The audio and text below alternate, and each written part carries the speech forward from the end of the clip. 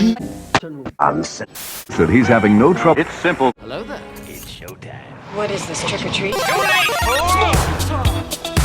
do that? Good morning, Charlie. Sailor Moon, the champion of justice. Deal with it. Daddy would have gotten us Uzis. The power is yours. Get down, honey, get down. And look, I won't go far, okay? If the apocalypse comes, Hold your fire. I'm a human. Grace Jones. Thunder. Thunder. Thunder. Thundercats. Power of 3 will set us free. Power of 3 will set us free. Power of 3 will set us free. But I ain't one to gossip, so if anyone asks you, you ain't heard it from me. No, you have. No more room in hell. The dead walk here. Scooby-Dooby-Doo.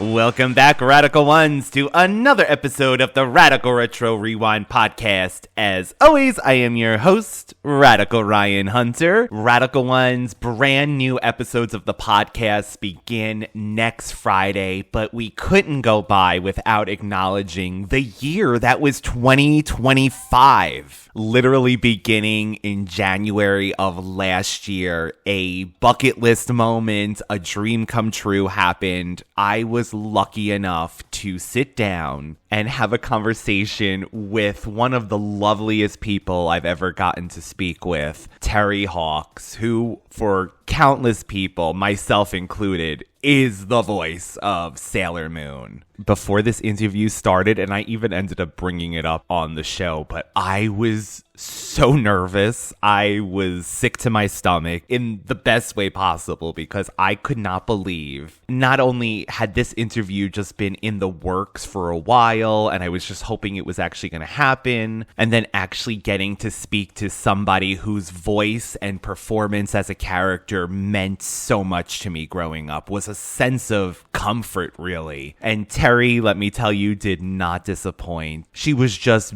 beyond lovely and generous. One of the highlights of this episode, of course, was near the end, David had been sick and unfortunately missed this episode, which was huge for him because he loves Sailor Moon. As a matter of fact, I always say this, he was the first person back in the 90s to say to me, "Have you ever watched Sailor Moon?" And forever changing my life. So again, thank you, Brother David. But he had been sick, and I asked Terri if she would be able to say something in her Sailor Moon Serena voice. And it's so lovely for fans. I mean, basically, if you listen, Terri's voice is so much like Serena's already. But knowing that David was sick and mentioning, people around the world, Terri gave us one of Sailor Moon's battle cries, and I just chills. So you know what I'll say? Partly because, your brother's fighting the flu right now, and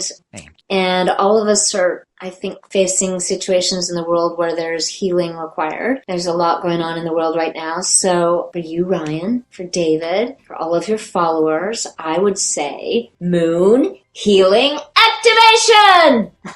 So that interview, I feel like, set the tone for the year, and it reminded me why we do this show. It's not just to talk about things that we love, but nostalgia that means so much, that can be, like I always say, a warm blanket, a hug. There's so many voices and characters and performances that we do love to celebrate all year long, and we did going forward. Right after the excitement of Terri, we went right into it. Another thing that had been in the works leading up to this was our Freezy Freakies giveaway. From the beginning, they were different. Yes, these gloves looked normal. But when it got cold, they got freaky. Freezy Freakies. Oh no, they're changing. New Freezy Freakies. The gloves that change when it gets cold. They're normal now, but watch out! Oh no, they're changing again. Freezy Freakies by Swanee.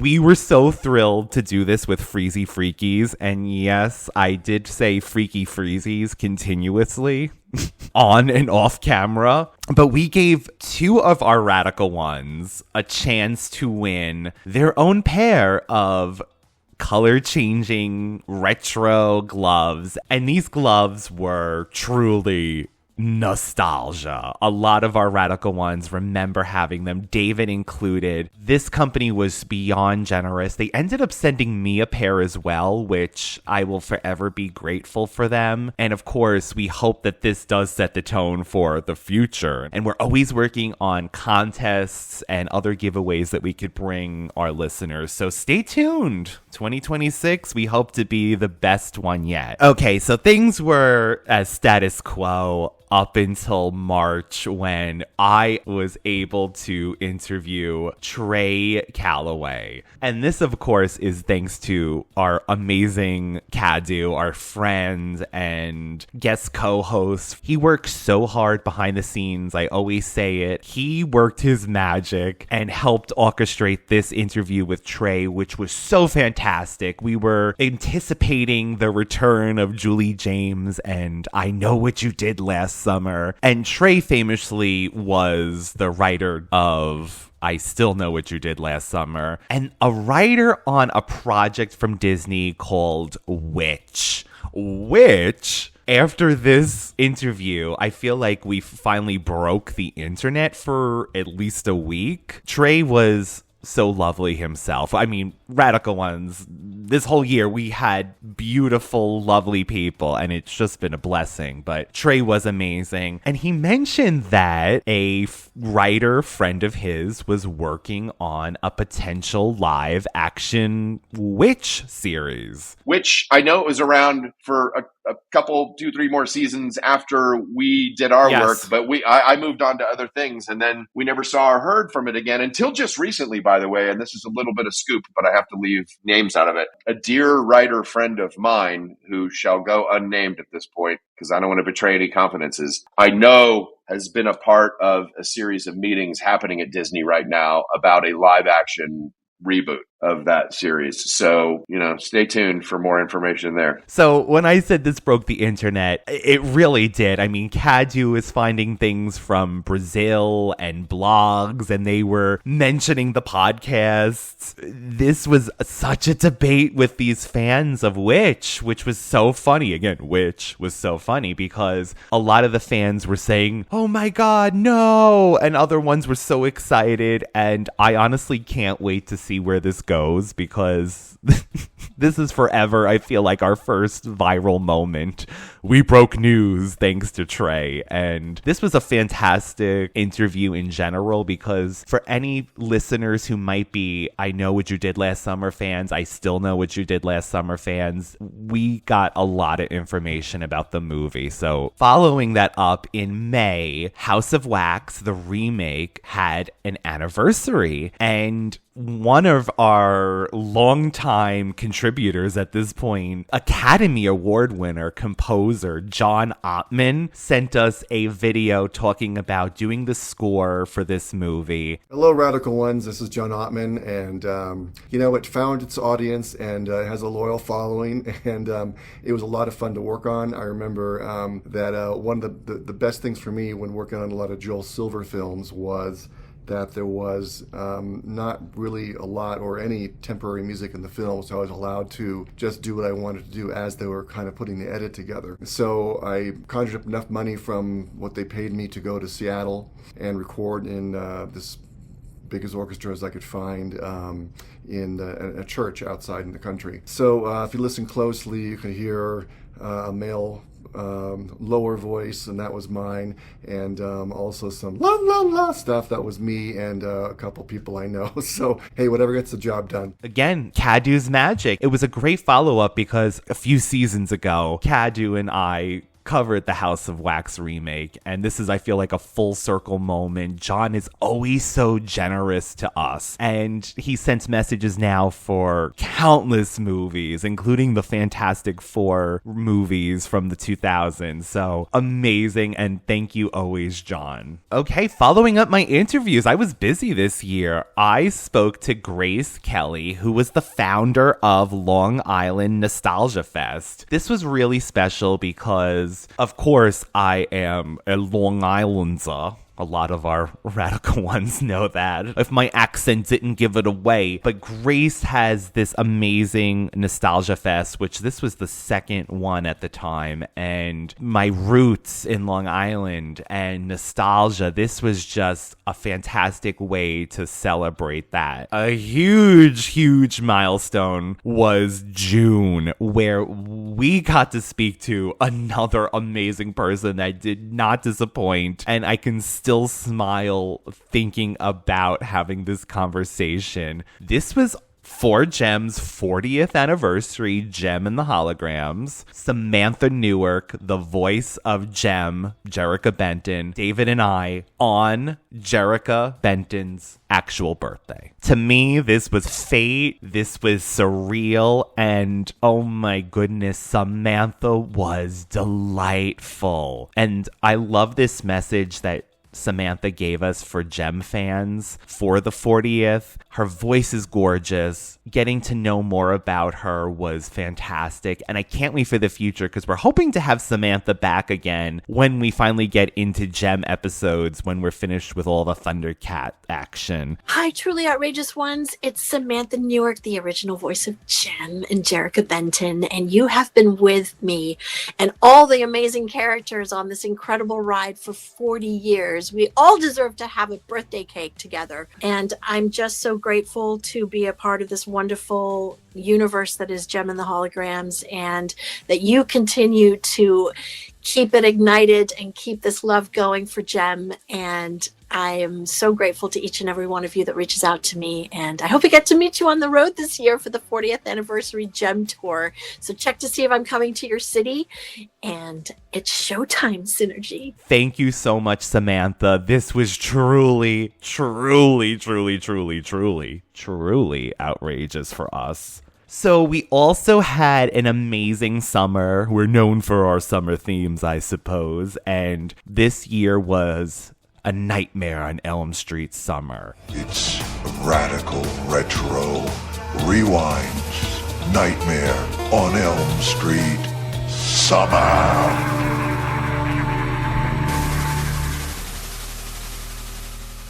This happened for a lot of reasons. I wanted to do for our 5th season a little celebration, a milestone, and a callback to our first summer where we did all of the Friday the 13th films. And this was also a way to celebrate Rob, our movie geek, taking a little break and stepping away from podcasting in general. And I knew that he loved Freddy movies, and that this was a great callback for the first season. Rob, celebrating horror with Rob. It led to some amazing moments. Because of a move, the summer got extended into September, and once again, Cadu working his magic, we received a message from the Nightmare on Elm Street 2010's remake star, Thomas Dekker. Oh my god, and this video was such a delight. It was shot beautifully, and he looked so amazing. That's what I gotta say, amazing. Oh my goodness, what a handsome man. Hello, Radical Ones. This is Thomas Dekker, and today we are talking about A Nightmare on Elm Street 2010. You know, I think it's aged well. I think it looks beautiful. I was just at a Halloween summer party the other day, and it's a bunch of kids, and they were playing it. So it does live on, I suppose, and that includes this moment right now. So I mean, this was special because it does show that every movie does have fans. Like Rob, our movie geek, says, every movie has a fan. People are finding the 2010 remake of A Nightmare on Elm Street, and sometimes it's their first experience, and then they go back to see those amazing originals. So this was definitely a highlight to remember. Not to forget forget another huge milestone in September. And for any Radical Ones who didn't know, that I was a co-host on Rob's podcast called Brunch with the Hollowells, which was a Charmed rewatch podcast. Charmed is huge in my life. Not only did it end up leading me to do this podcast in general, it's a huge comfort show of mine, something I love. I quote almost on the daily. I probably could. And I've met so many wonderful people because of Charmed that it's forever cemented into radical retro history. So getting somebody like Michael Bailey Smith, who played such huge characters on Charmed. Spoiler for Charmed 28 years later, but he played one of the most famous demons, Balthazar, which was Julian McMahon's alternate form. Not to mention the demon Shax, who ended up killing one of the main characters of the show, and multiple other demons on this show. It tied into our summer because of our Nightmare on Elm Street summer, and Michael played Super Freddy. So that was a wonderful way to tie it into Freddy Krueger, getting to talk about Charmed. It was a fun ride. Charmed was really great. The girls were great.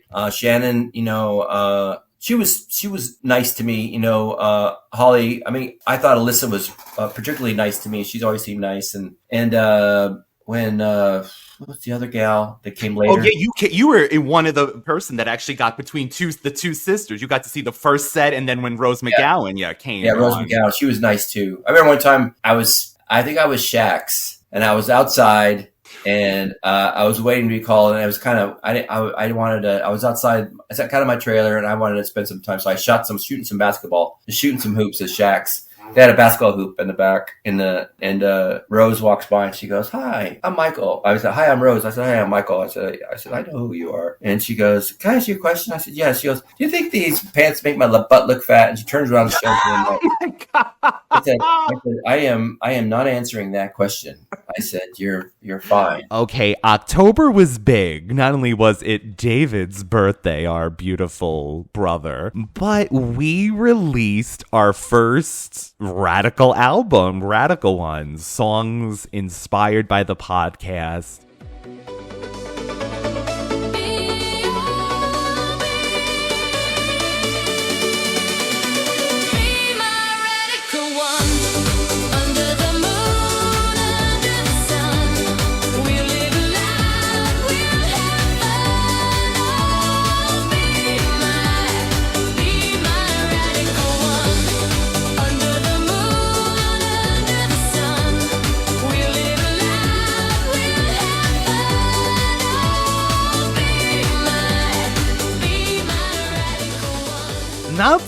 Not to pat myself on the back, but I think we did a really good job with these. David and I wrote the songs. A lot of them were lyrics that we've had in our head for years.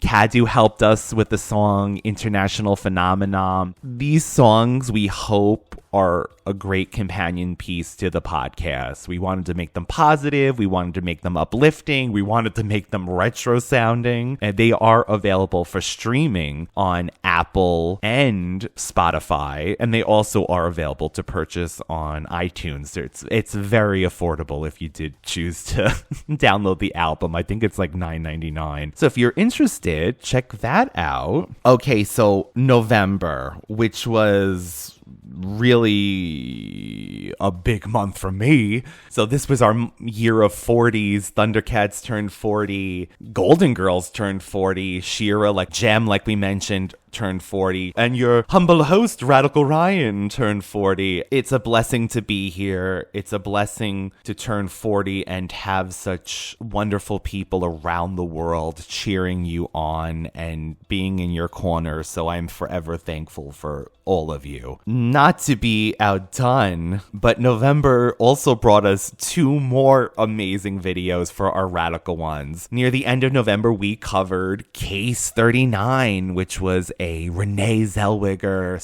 thriller that Cadu suggested, a really great movie. We had a really great fun episode about it. And once more, he worked his magic and we got not one, but two amazing messages. The first one we got was from Kerry O'Malley. Hi, Radical Ones. This is Kerry O'Malley. I'm so glad you're talking about Case 39.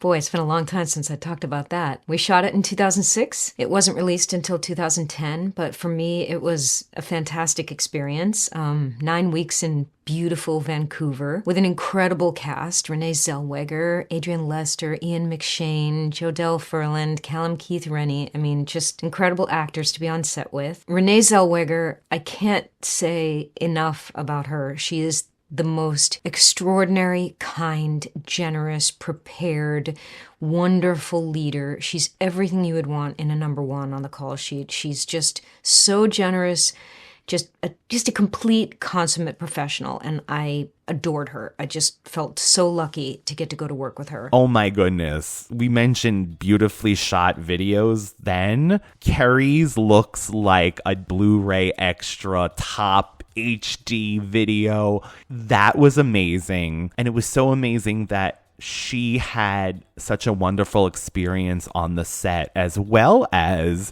the director himself, Christian Albert, sent us such an in-depth, information-filled video. Such wonderful videos to close the year out. Let me tell you, these were amazing. Hi, Radical Ones. This is Christian Albert, director of the film Case 39. And gosh, next year it will be 20 years since I've been on set shooting that film.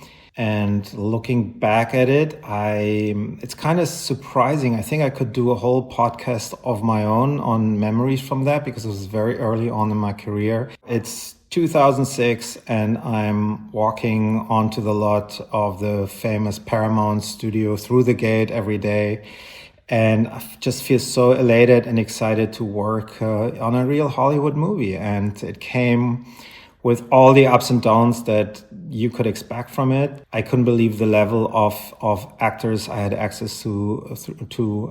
I loved working with Renee. It's one of the highlights of my career to work with Renee Zellweger. I think she was amazing. She gave it her all in a role that was, a genre piece where not everybody really throws themselves into it because it's very often a paycheck. That was not at all the case with Renee. She really worked hard. She went to the social worker and shadowed him, I don't remember, for a month or so. And she really gave 100% in that performance. Thank you both. And of course, thank you, Cadu. We then finished the year, Radical Ones, with what turned out to be our first live action Thundercats holiday special. For any of our bunglers out there, that's what we call our Thundercats fans, affectionately called, because Mumra likes to call people bunglers. I know a lot of you cross over here, so hi bunglers. This was an amazing experience that I will never forget. Our friend and frequent co-host Zach on Thundercats Reviews flew out, helped us film this, and edited literally days of special effects work. My goodness, this was something. We have so many stories from behind the scenes, and including this one shirt that I bought for my 40th birthday that's very sequins and Liza Minnelli like. I got it on Amazon, right? And it wasn't that cheap, but my God, it's gone. It didn't survive the special filming. The buttons were popping. They broke off, and that was something else. That was a really fun thing, and it's available on our YouTube if you did want to see that. Brother David and I and Zach playing in the world of Thundercats. Okay, I'm also very proud of this last thing that closed the year off, which was our song, When Is Santa Gonna Bring My Man? And this was something really a long time coming. I found a voice note from 2015, 2016 of this song and like this idea for a chorus of when is Santa gonna bring, it changed a little. It was more of like a slower song and it turned into a faster song, but this was so fun, this song, and I feel like it really caught on. It was catchy, and it's just a preview of more music to come. The song Spinning in a Hot Tub, which was it was a joke from years ago that David and I watched this movie and the characters were spinning around in a hot tub and we were just like going back and forth making lyrics up, and all these years later we made a song about it. So that's fun. It's funny how things work out like that. Radical Ones are beautiful bunglers as well. Thank you, every new listener, our longtime listeners, our contributors like Kadu, who works behind the scenes, our lovely Leah, who is a staple on Thundercats, but she supplies all of the audio for the movies and videos and TV shows from the last few years. So she is such a big help, a delight, and another one of these people that David and I were lucky enough to meet because of doing this podcast. So thank you for following all this year. We hope to make 2026 even more magical, even more retro for you, more fun filled. And again, thank you to every listener, every like, every comment, every share. And as always, until next time, stay radical. Radical Ryan, he's ready to roll.